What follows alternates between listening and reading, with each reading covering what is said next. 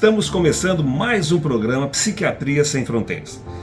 E como é Janeiro Branco é uma homenagem à saúde mental desses trabalhadores que trabalham com a doença mental, visando recuperar todo esse pessoal com sofrimento psíquico de alguma forma. Então, o programa Psiquiatria Sem Fronteiras vai começar focando Janeiro Branco.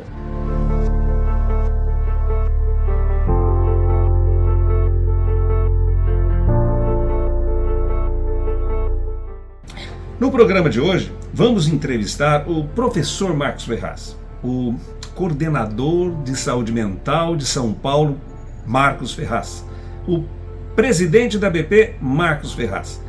Este grande homem, essa grande personagem da psiquiatria brasileira, será homenageado também hoje no programa e numa entrevista feita em 2016, lá em São Paulo, durante um dos congressos da Associação Brasileira de Psiquiatria. Lembrando que ontem, dia 25 de janeiro de 2023, São Paulo completou 469 anos. Então vai aí uma homenagem a esse estado onde eu nasci, e a cidade, particularmente a capital desse meu estado, São Paulo.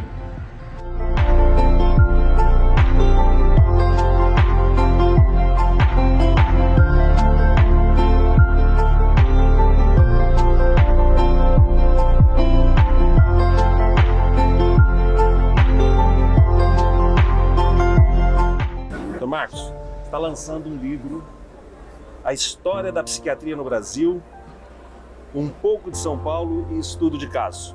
Esse livro está sendo lançado aqui no Congresso Brasileiro, que a gente está comemorando 50 anos, de existência. Marcos Ferraz é um nome da psiquiatria e faz parte da história da psiquiatria.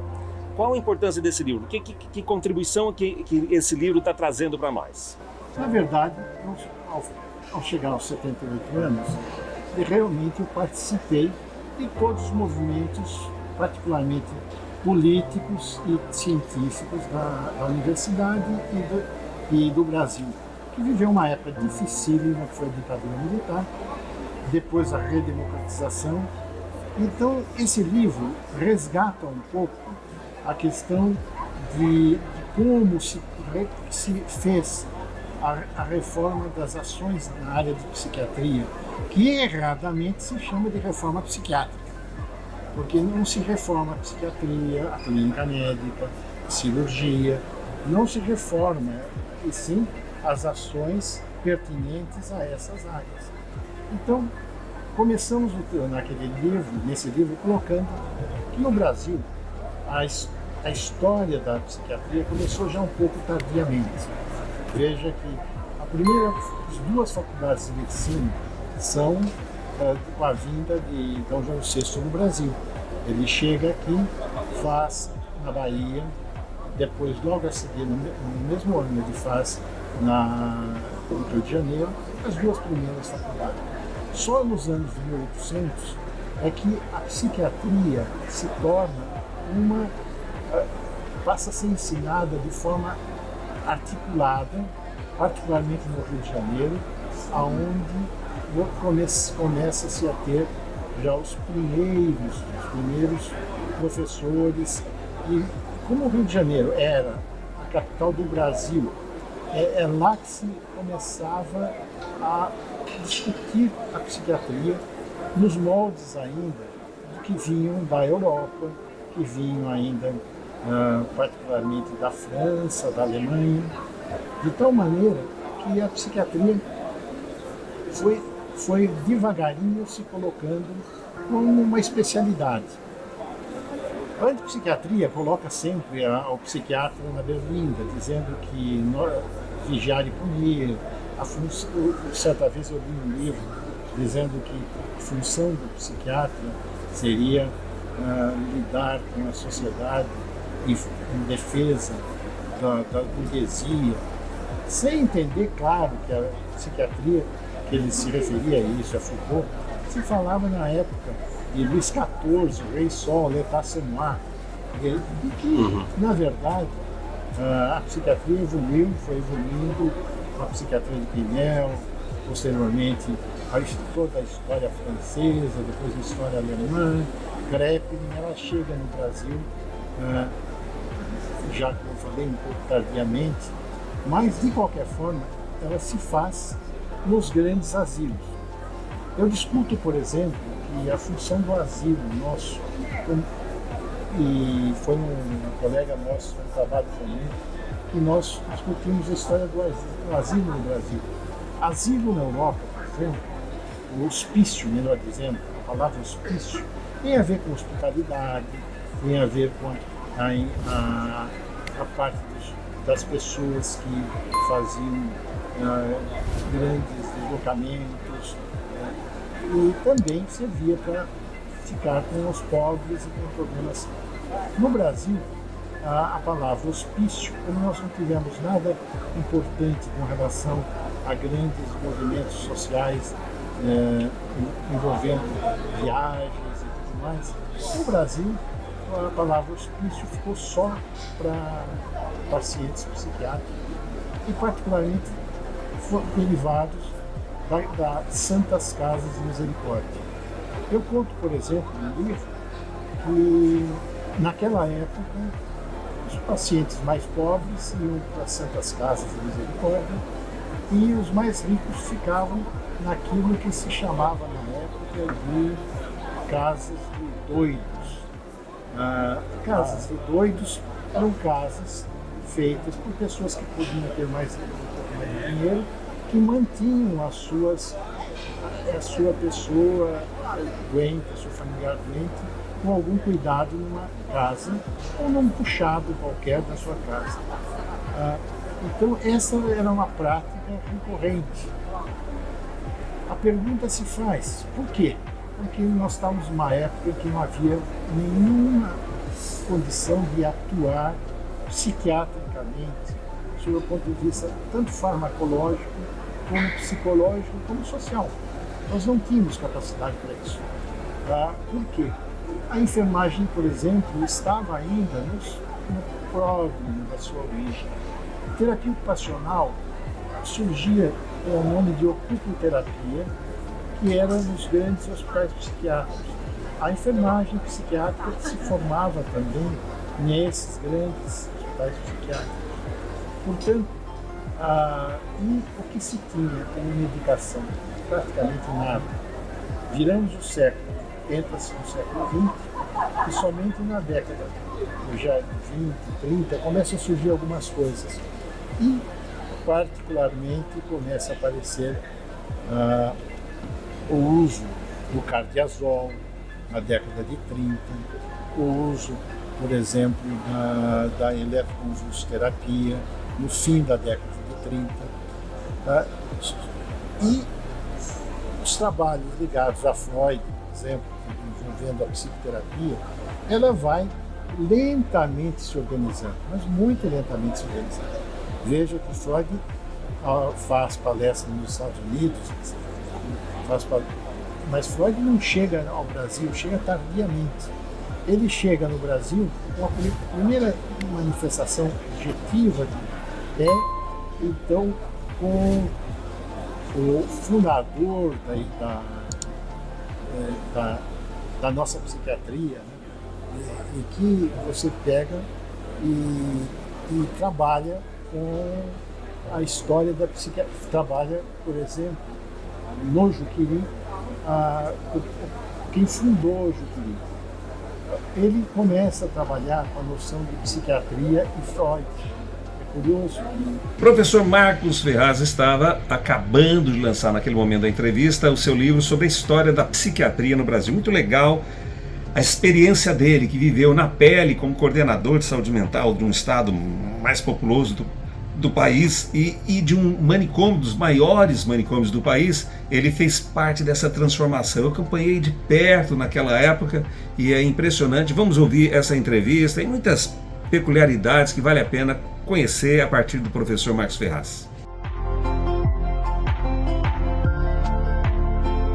Então, houve essa influência de até Freud, a psicanálise na época, no manicômio.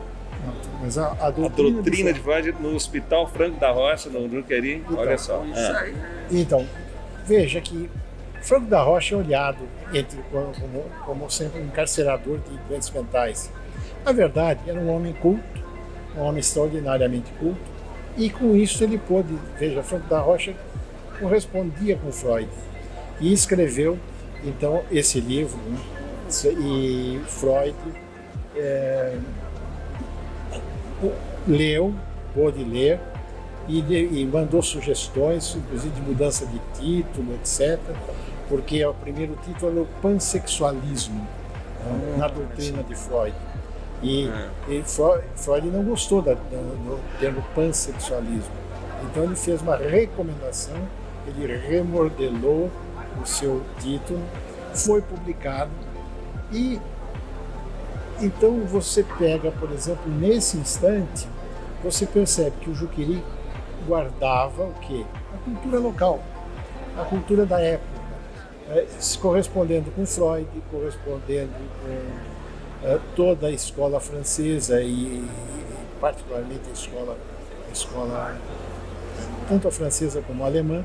E o que é fundamental, Freud pôde se introduzir por isso, e a primeira sociedade de psicanálise, que depois foi fechada e aberta na segunda em São Paulo, foi quem deu o nome, né, o seu peso político para a fundação, foi Franco da Rocha.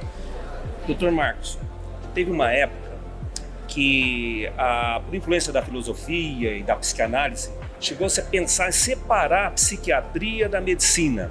Foi a época que, na França, por exemplo, o grupo do Henriet e mais outros colegas, eles lançaram inclusive o Tratado de Psiquiatria, onde que ele tenta unir, dizer que psiquiatria é uma coisa complexa que une esses aspectos de alma, os sociais, psicológicos e biológicos, né? Como é que fica assim? Você coloca isso, alguma coisa no teu livro sobre esse momento? Sim. Veja, a Henriet, quem teve Otton Bastos foi aluno dele quando esteve lá, né? Já como médico, psiquiatra. Foi um homem importante na formação da psiquiatria dos anos 50, 60. O grande problema na época é que havia muita dificuldade de se entender a psiquiatria como um ramo da medicina.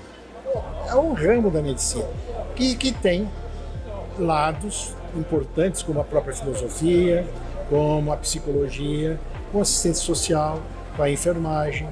A equipe de saúde mental é importante, mas ela começa a aparecer de uma forma muito organizada na década de 50, com os neuroléticos e logo mais com os antidepressivos.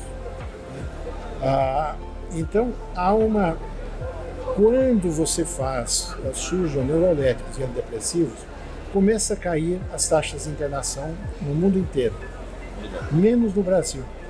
Há um golpe militar nessa época. E no Brasil, você faz o quê? Ao contrário, você cria uma série de hospitais psiquiátricos com empresários ligados à saúde. Então, esse é o aspecto mais importante que nós vimos na época. Eu já vivia bem essa época, que Gentili de Mello falava que o doente mental era um cheque ao portador, ao empresário de saúde. Só São Paulo já tinha 40 mil leitos, basicamente os leitos eram de custódia. Quase que metade deles estavam lá há mais de 5, 6 anos. Os outros hospitais ligados ao INAMPS, o que eu chamo de INAMPS dependentes, eles tinham uma taxa de internação de 99%, quer dizer, só saía um paciente quando tinha outro na porta. O que corresponde absolutamente a uma visão custodial da psiquiatria e que estava muito ligado a uma visão do golpe militar, da visão das políticas públicas da área de saúde mental, etc. Isso foi, na época, talvez o grande problema a ser enfrentado, porque o hospital psiquiátrico passava a ser, enquanto que nos outros países havia uma diminuição de leitos psiquiátricos, havia um aumento, um incremento. Por quê? Porque As cidades que estavam crescendo, em São Paulo, por exemplo, cito bem isso, convivi com isso, os prefeitos queriam um hospital psiquiátrico. O hospital psiquiátrico dava emprego para gente de baixa escolaridade, pessoas que faziam cozinha, limpavam áreas, portanto, era um grande empregador. O próprio Juqueri era um grande empregador. Você está assistindo o programa Psiquiatria Sem Fronteiras em homenagem a Janeiro Branco, aqui no nosso canal Terapia Social.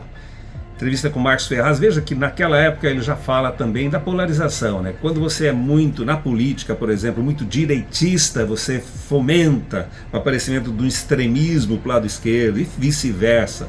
E este contexto polarizado sempre foi prejudicial e na época também era prejudicial. Vamos continuar a entrevista aí com o professor Marcos Ferraz. No começo dos anos 80, a ditadura não consegue se manter íntegra e faz as primeiras eleições livres, e no Brasil várias pessoas entraram como governadores, e em São Paulo Montoro. Montoro era um homem ligado profundamente democrático, e então ele trabalhou fundamentalmente com uma articulação de centro-esquerda, indo até um grupo à direita, não golpista. E só isso é que pode levar a psiquiatria adiante. É impossível fazer um esquerdismo, né, porque ela vai provocar o quê? O direitismo. Aí sai o esquerdismo, sabe? E nesse aspecto, no dia de hoje, nós mostramos isso claramente, né? Quem está vivendo hoje uma sociedade polarizada. Não, ele tinha ali dentro, e nós fizemos um ano de discussões na Madre Teodora, Rua Madre Teodora, em São Paulo, em que chegamos a ter 80 e tantos profissionais discutindo as políticas públicas de saúde, na área de saúde mental, sendo que tinha gente do Partido Comunista, gente do Partido Comunista do Brasil, naquele tempo era o PCB mesmo, havia gente ligada aos partidos socialistas, democratas cristãos, tudo escondido dentro de uma grande coisa que era o MDB. Na verdade era o MDB. Então, o que aconteceu? Tudo saiu de lá. Tudo saiu de lá. Pois bem, naquela época houve uma enorme convergência, porque o inimigo era a ditadura. Então pôde-se fazer isso. E o que aconteceu? O Montoro, né, pôde colocar o João Yunes, um homem de centro, cristão, mas ele era muito ligado à área social, muito ligado à área social. Então ele tinha uma perspectiva social da medicina, e me convidou, na época eu era presidente da BP, me convidou para participar como coordenador de saúde mental. Então nós pegamos, na verdade, e aí que entra uma história, que entra um detalhe, mas você pega uma série de planos, como o PISAN, que era um plano integrado na área de saúde mental, de Josicélio de Freitas, isso foi nos anos 70. Muito bom, que estava engavetado. Uma série de programas engavetados, como, por exemplo, um outro programa de Josicélio que diz claramente na criação de ambulatórios, aumento de ambulatórios, com psiquiatras, psicólogos, assistente social, terapia ocupacional, enfim, era uma visão que já existia na época. Então nós pegamos isso e pegamos as ideias de Cerqueira. Cerqueira foi o primeiro, na época, ele fez o correto. Ele fez o primeiro pronto-socorro, emergência psiquiátrica, para atender as emergências psiquiátricas em São Paulo. E o resultado disso durou 3 meses. Diminuiu substancialmente as internações, e ele pôde fechar por 6 meses o Juqueri. Veja, há uns 20 anos atrás, saiu uma reportagem no jornal, acho que Folha de São Paulo, em que eu discutia a descriminalização da maconha, há 20 anos atrás. Na minha tese de doutoramento dos anos 80, eu falava que no passado antigo, se usava a maconha, a cannabis, para até convulsões e tudo. É claro que quando surgiram os bons anticonvulsivantes, a maconha em si, não os canabinoides, mas a maconha se tornou um mau produto, porque a função ficava muito... Hoje se discute, eu sou abertamente favorável. Sim, ele foi meu orientador de tese. Aí você pega, o Carmine foi meu orientador, então você pega, por exemplo, a questão da discussão da descriminalização. Tem que ser feita de certo. Bom, por outro lado, liberalização. Eu acho que não cabe ao psiquiatra discutir isso. Não cabe. Ele pode opinar, mas opinar é uma opinião. Por exemplo, eu não tenho dúvidas que o uso da maconha, da cannabis, da maconha, quando em adolescentes, pode induzir psicose. Eu já vi várias. Pode induzir psicose. Existem trabalhos que mostram que pode induzir a esquizofrenia. Mas isso não cabe a nós, porque o câncer, por exemplo, de pulmão se deve ao tabaco. E quem decide se vai proibir ou não o tabaco não somos nós, médicos. A minha posição é uma intensa discussão com a comunidade. A comunidade tem que ser consultada. Se ela optar pela liberalização, se libera. Como médico, todo indivíduo que chegar para mim e conta que usa maconha, eu direi: perigo, cuidado, cria síndrome motivacional, tem esses riscos, tem aqueles outros riscos. Da mesma forma que eu faço quando o indivíduo entra e fuma. Digo: cuidado, já pensou em parar de fumar? Daqui a uns 20 anos talvez você pare, forçado por um diagnóstico de câncer de pulmão. Vocês estão assistindo o programa Psiquiatria Sem Fronteiras, Janeiro Branco, e essa foi a primeira parte, mas nós vamos voltar com a segunda parte nesta contínua homenagem à saúde mental. Janeiro Branco aqui nesse canal Terapia Social, no programa Psiquiatria Sem Fronteiras. Tem mais, hein, gente? Tem mais.